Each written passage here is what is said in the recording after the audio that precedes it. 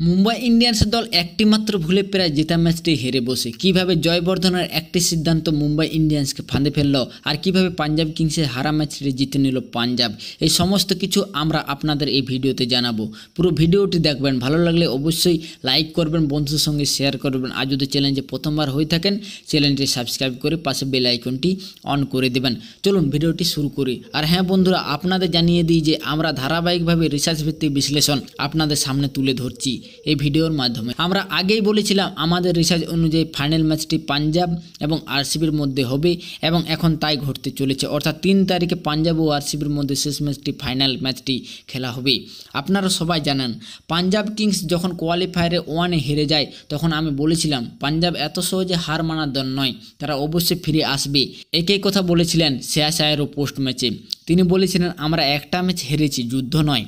এরপর পাঞ্জাব কিংসের দল পৌঁছে যায় আহমেদাবাদে, সেখানে তাদের মুখোমুখি হয় মুম্বাই ইন্ডিয়ান্স। মুম্বাই ইন্ডিয়ান্সের সম্পর্কে সবসময় বলা হয়ে থাকে যে নক আউট ম্যাচে তারা সবচেয়ে ভয়ঙ্কর দল হয়ে ওঠে, কিন্তু এই কথা সমান্তরালে আরেকটি বাস্তবতাও আছে। মুম্বাই ইন্ডিয়ান্স দল যখনই লিগ টেবিলে প্রথম বা দ্বিতীয় স্থানে শেষ করে তখন তারা ট্রফি জিতেছে, 5 বার তারা এই অবস্থান থেকে টুর্নামেন্ট জিতে নিয়েছে। কিন্তু যখন তারা তৃতীয় বা চতুর্থ স্থানে লিগ শেষ করেছে তখন তারা একবারও ট্রফি জিততে পারেনি।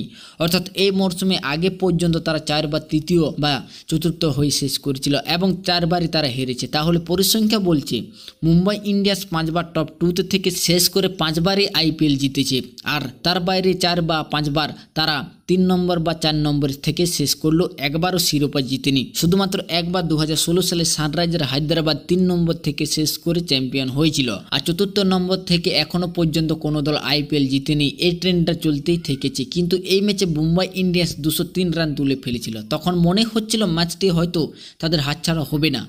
এমন একটা সময় এসেছিল যখন মনে হচ্ছিল যে ম্যাচটি মুম্বাইয়ের দিকেই যাচ্ছে, কারণ 9 ওভার শেষ হওয়ার সময় পাঞ্জাবের স্কোর ছিল 81 রান 3 উইকেট হারিয়ে, অর্থাৎ তখনও 11 ওভারে 122 রানের দরকার ছিল, মানে প্রায় 11রও বেশি রান রেট ধরে খেলতে হতো। কিন্তু ঠিক তখনই আসে 10ম ওভার এবং এই ওভারে যে একটি ভুল সবচেয়ে ক্ষতি, তারপর 13তম ওভারে আরও একটি ভুল করে বসেন মুম্বাই ইন্ডিয়ান্সের কোচ মাহেলা জয়বর্ধনের, আর এই ভুলগুলোর জন্যই পুরো মুম্বাই ইন্ডিয়ান্সকে দলকে খেসারত দিতে হয়। আমি এই বিষয়টি পরে বলছি, তবে তার আগে আপনাদের জানিয়ে দিই আসলে সেই বড় ভুলটি কী ছিল। আপনারা সবাই জানেন যখনই কোনো ম্যাচ খেলা হয় তখনই ফিল্ডিংয়ের বড় ভূমিকা থাকে। আপনাদের মনে থাকবে যখনই মুম্বাই ইন্ডিয়ান্স দল এলিমিনেটর গুজরাটের বিরুদ্ধে খেলেছিল তখন গুজরাটের ফিল্ডাররা 2 বার রোহিত শর্মার ক্যাচ ফেলেছিলেন।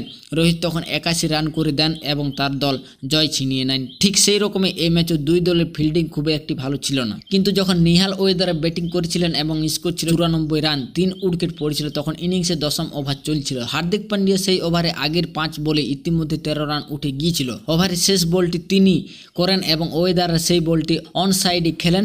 ফাইন লেগ বাউন্ডারি ফিল্ডার ছিলেন ট্রেন্ট বোল্ট।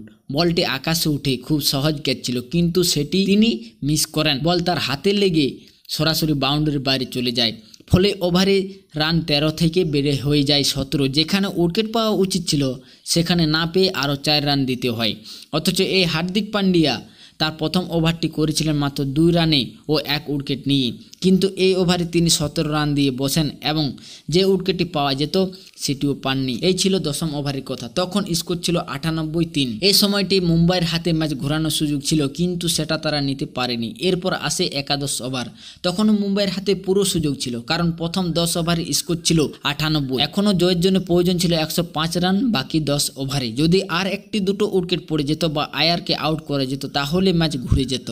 কিন্তু এখানে হয় সবচেয়ে বড় ভুল, কারণ যে সময় ওয়েদাররা ক্যাচ ছেড়ে দেওয়া হয় তখন তিনি মাত্র 13 রানে খেলেছিলেন, অর্থাৎ তিনি তখনও আত্মবিশ্বাসে ভরপুর ছিলেন না এবং সেই ক্যাচটি যদি ধরা যেত তাহলে মুম্বাইয়ের কাজ অনেকটাই সহজ হয়ে যেত। এরপর একাদশ ও দ্বাদশ ওভারে ভালো বোলিং হয়। একাদশ ওভারটি করেন অশ্বিনী কুমার এবং 4 রান দেন। এরপর অধিনায়ক হার্দিক পান্ডিয়া নিজের কৌশল কাজে লাগান। দ্বাদশ ওভার তিনি বল তুলে দেন বুমরার হাতে, যাতে বুমরা রান তো কম দেবেনই, আর যদি ওয়েদারা বা আয়া দুজনের একজনকে আউট করতে পারেন তাহলে ম্যাচে মুম্বাই ফিরে আসবে। দ্বাদশ ওভারে আসেন বুমরা, কিন্তু পাঞ্জাব কিংস এবং অধিনায়ক আয়ারের পরিকল্পনা ছিল একেবারে পরিষ্কার। বুমরার কাছে উইকেট দেওয়া যাবে না, রান হোক বা না হোক। যদিও বুমরার প্রথম ওভারে 20 রান উঠেছিল, তাই বুমরাও এবার উইকেট পাওয়ার জন্য মরিয়া ছিলেন। এই ওভারে বুমরা মাত্র 7 রান দেন এবং পুরো ম্যাচে তার খরচ ছিল 27 রান, কিন্তু একটি উইকেটও পাননি। অর্থাৎ হার্দিক পান্ডিয়া যে পরিকল্পনা করেছিলেন বুমরাকে এনে সেটি ব্যর্থ হয়, আর এখানে এসে বড় ভুলটি হয়ে যায়। এই ওভারে শেষ বল হওয়ার সময় বাউন্ডারি লাইনে দাঁড়িয়ে কোচ জয়বর্ধনে বারবার কথা বলছিলেন এবং ইশারা করেছিলেন যে এবার ইংল্যান্ডে 6 ফুট 8 ইঞ্চি উচ্চতার রিস টপলে নামানো হোক বোলিংয়ে। অথচ তখন 10 নম্বর ওভারে ক্যাচ ফেলেছেন। ম্যাচের অর্ধেক শেষ হয়ে গিয়েছে, তারপর 11 ও 12তম ওভারে আবার চাপের মধ্যে দিয়ে গিয়েছিল দল। এখানে একটি সুযোগ ছিল, যদি চাওয়া যেত তাহলে মিচেল স্ট্যান্ডার্ডকে বোলিংয়ে আনা যেত এবং একটি ঝুঁকি নেওয়া যেত, তাতে হয়তো উইকেটও পাওয়া যেত।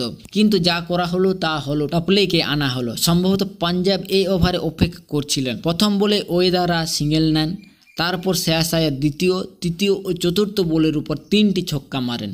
শেষের 2 বল ডট খেললেও ওই 3 বলে পুরো ম্যাচের মোড় ঘুরিয়ে যায়। সেই ওভারে আসে 19 রান। এখান থেকে পুরো পরিস্থিতি বদলে যায়। তখন 12 ওভার শেষে পাঞ্জাবের স্কোর ছিল 109 রান এবং জয়ের জন্য বাকি 94 রান, অর্থাৎ প্রায় প্রতি ওভারে 12 রান দরকার ছিল। এই মুহূর্তে যেখানে চাপ তৈরি হওয়া উচিত ছিল সেখানে চাপ হালকা হয়ে যায় 19 রানে সেই ওভারে।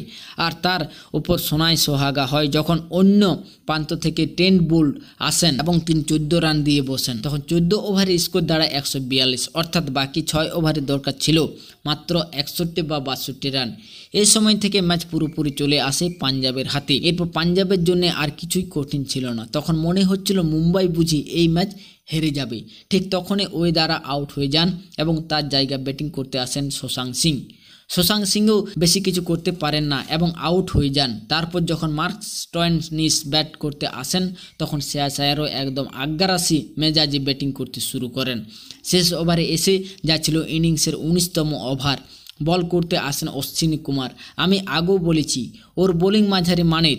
প্রিয়াংশ আর্য বা নিহাল ওয়েদার যে উইকেটগুলো পেয়েছিলেন সেগুলো এমন ডেলিভারিতে এসেছিল যেগুলি সাধারণত বাউন্ডারি হয়ে থাকে, মানে ব্যাটার মিস করলেই তবেই উইকেট, না হলে 4 বা 6 হতো। শুরু থেকেই বলছি ওর ডেবিট ম্যাচেও কেকেআর বিরুদ্ধে উইকেটগুলো যেন আপনা আপনি চলে এসেছিল, কারণ মারার মতো বল ছিল, ব্যাটাররা মারতে গিয়ে আউট হয়ে যায়। কিন্তু সেই শেষ ওভারে যা ঘটলো তা সত্যিই অবাক করা। যদিও আগের 3 ওভারে সে মোটামুটি ভালো বল করছিল, তবুও 29 রান খেয়ে বসেছিল, অর্থাৎ 9 রানের ওপর ইকোনমি রেট। কিন্তু সেই শেষ ওভারে যেটা ছিল তার চতুর্থ ইনিংসের 19তম ওভার, সেই ওভারে শ্রেয়াস আয়ার 26 রান তুলে নেন। ওভারে একটি নো বলও ছিল এবং মোট 4টি ছক্কা মারেন শ্রেয়াস আয়ার। এর ফলে অশ্বিনী কুমার তার 4 ওভারে মোট 55 রান দিয়ে বসেন এবং সেই ওভারে 1 ওভার বাকি থাকতে পাঞ্জাব কিংসে ফাইনালে পৌঁছে দেন শ্রেয়াস আয়ার। তিনি 41 বলে 8টি বাউন্ডারির সাহায্যে অপরাজিত 87 রান করে দলকে ফাইনালে পৌঁছে দেন। অর্থাৎ যা আমরা আগেই বলেছিলাম যে এবারে ফাইনালে হবে পাঞ্জাব ও আরসিবির মধ্যে, সেটাই ঘটতে চলেছে এবং সেটাই এখন বাস্তব রূপ নিতে চলেছে। তাই আগামীকাল আহমেদাবাদের মাটিতে পাঞ্জাব ও আরসিবির মধ্যে ফাইনাল ম্যাচটি অনুষ্ঠিত হবে। এখন দেখার বিষয় শেষ হাসি কে হাসে। তবে একটা বিষয় নিশ্চিত, এইবার আইপিএলে আমরা পেতে চলেছি একটি নতুন চ্যাম্পিয়ন দল, সেটা যাই হোক না কেন, পাঞ্জাব হোক বা আরসিবি। আপনারা কিভাবে দেখছেন এই ম্যাচটিকে? মুম্বাই ইন্ডিয়ান্স যেসব ভুল করেছে, যেগুলি আমি ব্যাখ্যা করলাম, সেগুলি সম্পর্কে আপনারা কি মনে করেন?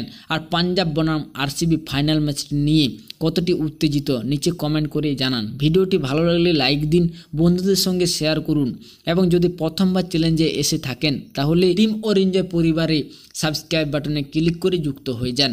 আবারও দেখা হবে, তার আগে পর্যন্ত সকলকে অনেক অনেক ধন্যবাদ।